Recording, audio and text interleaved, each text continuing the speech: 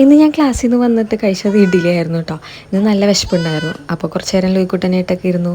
പിന്നെ ആൻറ്റി ലൂയിക്കുട്ടന് പാലൊക്കെ കൊടുത്ത് അവൻ്റെ വിശപ്പൊക്കെ മാറ്റിയിട്ടോ. ഇന്ന് ഞങ്ങളുടെ അവിടെ പള്ളിപ്പുറം പള്ളിയിൽ പെരുന്നാളാണ്.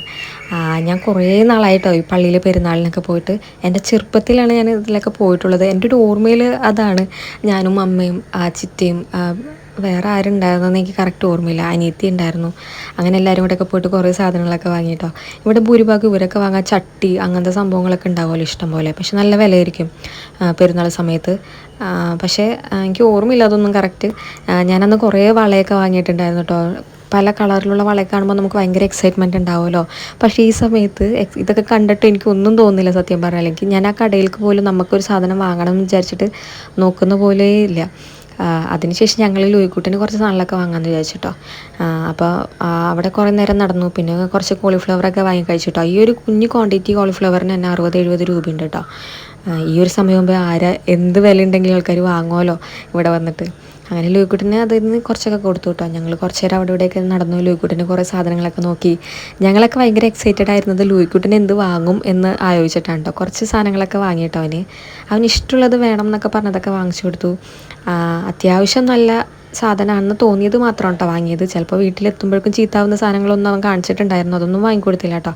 പിന്നെ ആൾക്ക് വലിയ നിർബന്ധങ്ങളൊന്നും ഉണ്ടായിരുന്നില്ല. അത് തന്നെ വേണം എന്നൊക്കെ, എന്തായാലും മതി എന്നുള്ളൊരു ചിന്തയായിരുന്നു കേട്ടോ.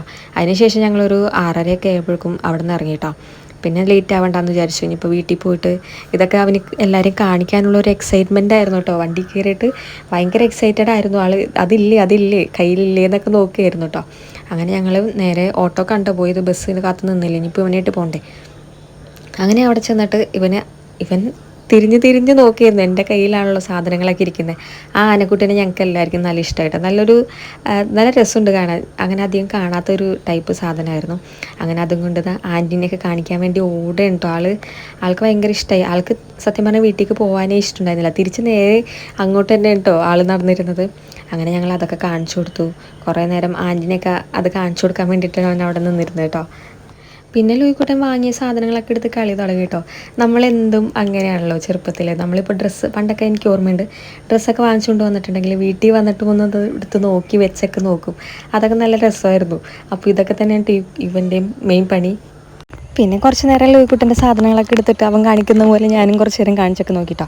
ഈ ഒരു സാധനം നല്ല രസമുണ്ടായിരുന്നു.